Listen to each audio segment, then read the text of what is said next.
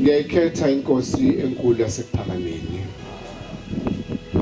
Siyabonga abangcwele benkosi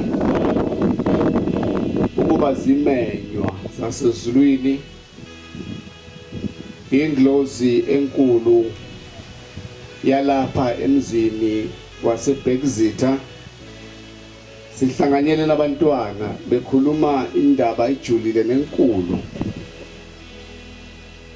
esikhulekelayo ke ukuthi labantwana bangahlubuki, bamthanda uShembe kuze kufike lapho uNkulunkulu abamema khona kuphela insuku zabo zokuphila emhlabeni bebuShembe. Amen. Inhloso ngqangi yokwakhiwa kwalo mkhandlo weNabathu yo for share Nazareth Baptist Church Youth for Shembe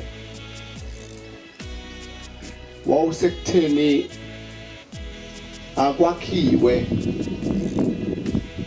umongo inkolo emntwaneni ezalwa nje ebuncaneni bakhe kuqhubeka ekhula, inkolo ayizwe kuye ngaphakathi kwempilo yakhe, ayifunde izinto zalapha ekhaya. Singamboni izinto zalapha ekhaya, kodwa izinto zalapha ekhaya zifunda, ayithande futhi mayibuka angayiboni into enhle emhlabeni ngaphezu kwaShembe.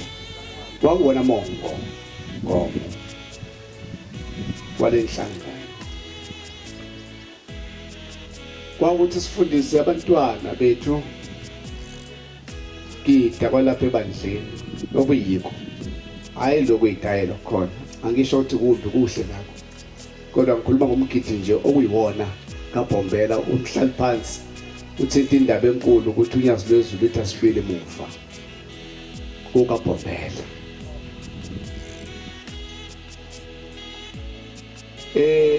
Inhloso ngangi yalenkonzo yentsha ukuthi njengoba senza ama visit, ingane ifike ipractice kushumayela phambi kwethu sibaningi, ngoba kunethuba lapho uNkulunkulu ayaziphe ithuba lokuba intsha namhlanje inkonzo yabantu abasha lapho khona zizobe zisuke khona ke zipractice emakhaya, ila suke sesiperforma khona. Thina ke botisha suke sihleli ngemuva ebhenchini sibukela ukuthi eground idlala kanjani thina. Isebenzi wethu thina botisha bakhona abantu abasha. Angiphinde futhi ngisho njengoba senza ama visit kufike kunikezwe intsha ithuba yila khona izingane zipractice khona, zishumayela khona, zipracticela ukuthi zothi mase ifike phambi kaNkulunkulu, phambi komnikazi webandla, phambi kaThixo wethu unyazi lwezulu athi inkonzo abantu abasha, bese thina bothisha sihlala ngemuva esithi sinikeze izingane sibone ukuthi emuva ekhaya sifundise kahle yini, bese siyabhala, bese siyathika, bese siyabona ukuthi okay nanka amaphutha la ikhona, naku lapha silungisa khona, naku lapha silungisa khona, ebese size sifike ekutheni uma uNkulunkulu sebabusisile sesibuyele emakhaya sesebabiza futhi abantwana sesiyabafundisa, sebatshela ukuthi lapha kube nephutha, lapha kube khona iphutha. Into yokuqala abantu abasha abantekile uma ukusukunywa, uma kuvula lenkonzo yaleli bandla, ngabe ivula lapha eThempelini abagcotshwa, kune instruction azoyikhipha. Uma ivulwe ezulwini kune instruction ezophuma. Ithi instruction ngenza umzekelo, uzohlabelela ivesi elilodwa ubeka amabili amathathu udedela abanye.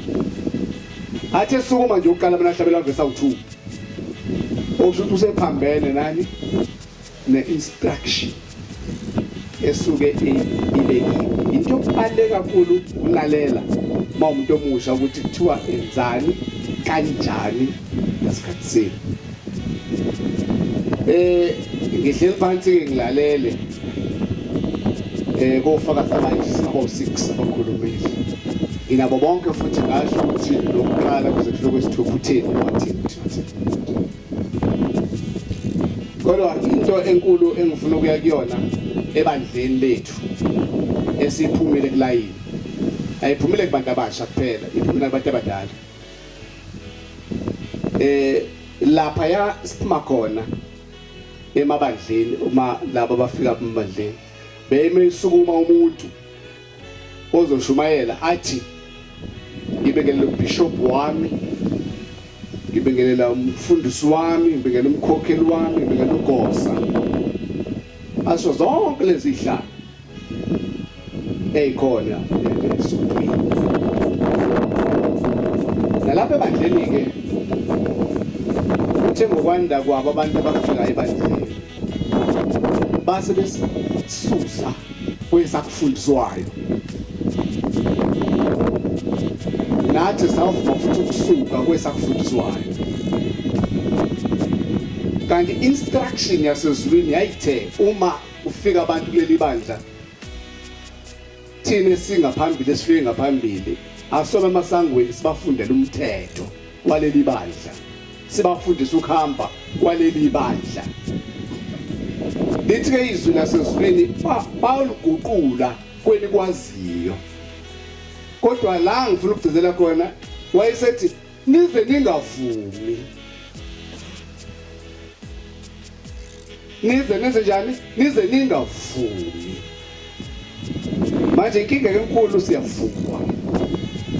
Nikhona mangcwele. Ngikhuluma esigabeni sami sokufundisa. Ngumfundisi wakuleli bandla, so ngiyafundisa. Ngakho ke lapha ebandleni uma usukuma nje awuyibingeleli inkosi yesizwe, ngiyathola ukuthi ngibingelela undaba ezithu. Awumbingeleli umfundisi, ngibingelela umfundisi. Awubingelela nangu unhlanzi.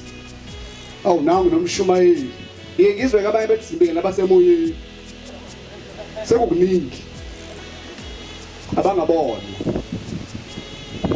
Ngibingelela umkhokheli wami. Akukho umthetho welibandla lakho. Bantu abamfaka simfundisa indlela eyiyona. Akuzwakali kahle lokho kodwa kuyikhona nje. Akujiki futhi. Kufanele ngani-mislead. Kufanele ngitshele iqiniso nje laleli bandla. Kuleli bandla uma usukuma uthi ngiyayikhetha inkosi yasekuphakameni. Sumbingelele zonke izihlalo nabona bonke abangcwele. Usuhlala phezulu kwendaba ayibonga inkosi. Uma ivesi kuthiwa liyi-1 uhlabelela ivesi elilodwa. Okunye okuhle njengabantu abasha kufanele sikulungise. Umuntu ohlabelela ivesi elilodwa sitshele phela ukuthi likunamba bani leli vesi. Ingoma ikunamba bani? Number 199 verse 3. Sake sudonsa amakholo bese siyawuhlabelela. Manje uma uhlabelela ivesi 4 esingawazi ukunamba bani ithini ingoma so losidla mazambane la endlini sokuthi umuntu elazi lokucula makalazi. Kanti zonke lebasidati betheni ihlabelele. Abe siyavula nje sikulekelele emzini ihlabelela. Amen.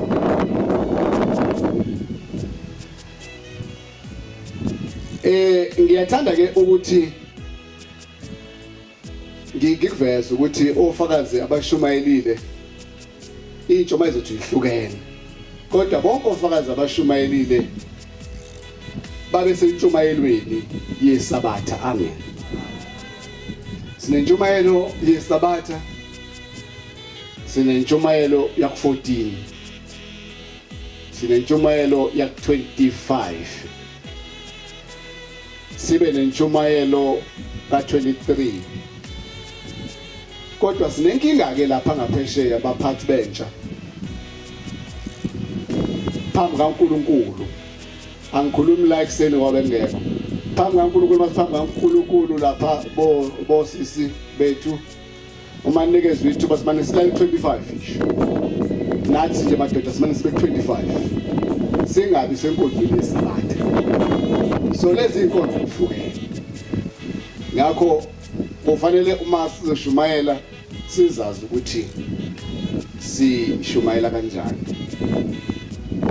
Icategory sikuyona, i-age sikuyona, iya restricta sometimes ukuthi singashumayeli seqise sibe neziyalo phezulu kwabazali ngoba abazali kufanele abaluleke abantwana ngokomthetho waleli bandla. Ngilalele ke makushunyayelo kakhulu ngebheka ukuthi kambe le ntshumayelo isendleleni engaphandle kwendlela ukuze khona intshumayelo yakhe izolaleka kahle kuhle ibe nesingeniso, a form of isingeniso, an introduction lezingane zokuzwa kahle mangisho njalo ibe nesingeniso sizwe i-aim yakho ukuthi uthini ne-objective yakho ukuthi uthini kuthina bese iba nomzimba yokuyilalela bese uyarecap bese uyafana egcineni. Lokho senze sikulalele kangcono njengomuntu omusha intshumayelo osuke iphila noma uNkulunkulu akupheka. Ma uNkulunkulu ekuphi intshumayelo you have to mold it ukuthi ukhumbule ukuthi ukhuluma nayiphi platform uyiphi platform kuyona platform abadala namakhosi umfundisi wabangeli nabashumayeli nabakhokheli yonke lento ikwenza ukuthi intshumayelo umuntu usilalele kahle sizwe ukuthi uthini. Ngithi angidlule kuloko nje kuphela eyintweni crucial mangilalela intshumayelo yabantu abasha ukuthi siyathanda ukuthi izingane zethu zikhule ekwenzeni kahle nasekwenzeni umsebenzi kaNkulunkulu ngendlela efaneleyo. Ngithanda ukuthi ngibonge lapha ebandleni laseBexeter phezu komsebenzi ozokwenziwa. Ngithaqale ngibonge kuleli tempeli lakithi elinomlando oyisimangaliso nengathi uchaza eTafelgobo benikhona abangcwele. Ngibonga umsebenzi kaNkulunkulu okhula komsebenzi kaNkulunkulu nayi indlu yesonto siyayibona ikhona. Nemi imisebenzi lapha ekhaya esibonayo ngamehlo ethu ukuthi mihle ilifanele unyaze. Amen. Njenganomfundisi-ke uma sengiqedile ukwenza lo msebenzi kuyiduty yami ukuthi ngiye enkosini yaZulu ngokhonza usulweni ukuthi ubaba akazonyathela lapha. I-next phase yenu eyokuthi maniqeda lo msebenzi unyaza luze phakathi kwalokuzo ngoba unomlando omude kakhulu emzini waseMbumbulu. Ngicabanga ukuthi wona umuzi onomlando kakhulu ocishe kudlule ngisho umuzi wasePheza njengalomuzi omdala. Ngakho ke kuyoba into enhle ukuthi egcine kosuku ubaba azi zonyathela lapho kwanyathela khona uBombela